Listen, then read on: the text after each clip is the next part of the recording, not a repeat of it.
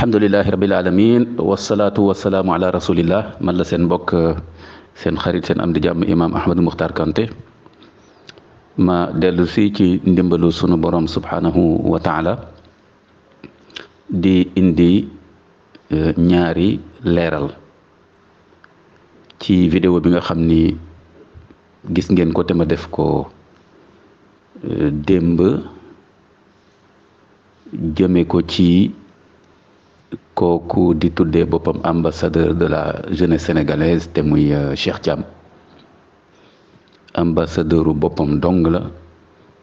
ak riiram ak bànneexu bakkanam ak fétturloom ak mën a tuuma ak wax ju ñaaw ak tooñ mboolem jullit ci Sénégal loolu moo tax ma tontu ko ci vidéo boobu di ñaan borom bi defal ko mu ximmiliku ba dellu si ci sagoom di wax lu jaadu lu rafet donte woon sax mën na jàpp ne am na yu ñu war a jooyanti loolu moo xam nu mu koy jooyante su ko defee leeral bi mi ngi jëm ci tomb bu njëkk bi mooy dafa am ñu bari ñoo xam ne bi ñu gisee vidéo bi dañu jokkoo ak man walla ci seen commentaire liñ ci wax walla ñu bind ko dama yëg ne dañu jàpp ne moom Cheikh Thiam ba muy wax ci vidéo bi benn paa ak benn imam entre guillemets ni mu ko waxee moom ku dégluwaat vidéo bi di nga ko déggal sa bopp ñu bari walla boog ñenn ci ñu jokkoog man walla ñu bind walla ñu wax ci vidéo bi ma def dañu foog ni dañu yaakaar ni man lay wax dañu yaakaar ni man imam Ahmadou Mokhtar Kanté lay wax man lay tuddee paa boobu ak imam boobu loolu moo taxit man ma tontu loolu lay indi leeral bu leer nañ ne man gëj naa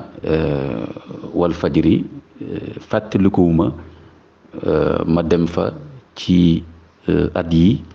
ba ci weer yi ba ci fan yi di fa waxtaan walla ci émission ba fay sax waxtaane masala ñaanal ku dul jullit te moom Cheikh Thiam loolu la tàmbalee ci vidéo bi kon masala ñaanal ku dul jullit boobu nga xam ne ci lay diingat kooku mu tuddee paa bi ak imam bi entre guillemets du man kon loolu na leer bu ko defee comme Sénégal dafa xaw a doy waar niñ fi waxtaanee ay mbir dañ ci ànd ak gaawtu dal bi day des ak vérifier bi moo tax ma indi boobu leeral ci ne kon moom du man la jublu foofu te du man ma nekkoon ci Walfadjri di wax ci masala ñaanal ku dul jullit kon li tax man ma tontu ko du ne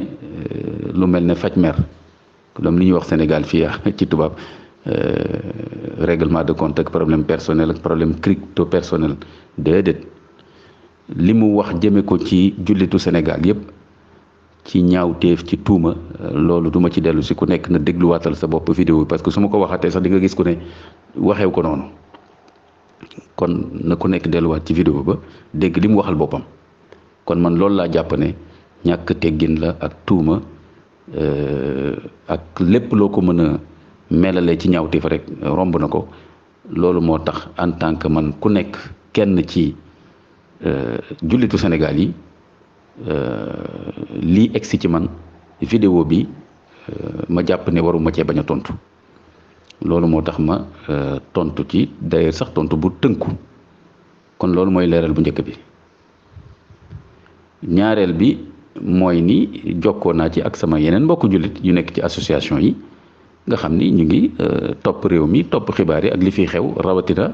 loo xam ne rek dafa aju ci diine walla lëkkaloo ak diine am relation ak diine l'islam dañ koy topp te lu jara def la ndax léegi tooñ ak wax lu la neex ak diingat l'islam ak jullit yi dafa am ñoo xam ne loolu dañ ko def mode ñooñu jokkoo naa ak ñoom ñiy topp réew mi xam nañ ñoom ñan lañu wala boog ñi ci bari ñoom ñu ngi def li tubaab bi di tuddee benn procédure judiciaire defar dossier pour yóbbu ko ci yoon, yóbbu ko ci ba ci procureur ba. ñoom xam nañ nuñ koy defee ba kooku yoon topp ko donte woon nekkul biir Sénégal mi ngi bitim réew, ñu mën koo topp ndax lii mu teg ci deru jullitu Sénégal ak anam bi mu ko waxee ak ni mu ñaawee, boole ci lu dëgg, boole ci ay tuuma la, boole ci mën nga wax ne ay injure la envers la communauté musulmane du Sénégal. kon loolu bàyyee naa ko ñooñu ñu di ko lijjanti. kon moom Cheikh Thiam na xam ne ñu ngi ci kawam ci yóbbu ko ci yoon, bu ko dara bett ci wàll boobu na waajal boppam. kon ñaari tomb yi laa bëggoon leeral, di leen baalu xaq di leen baal xaq. wasalaamaaleykum wa rahmatullahi wa barakaatu.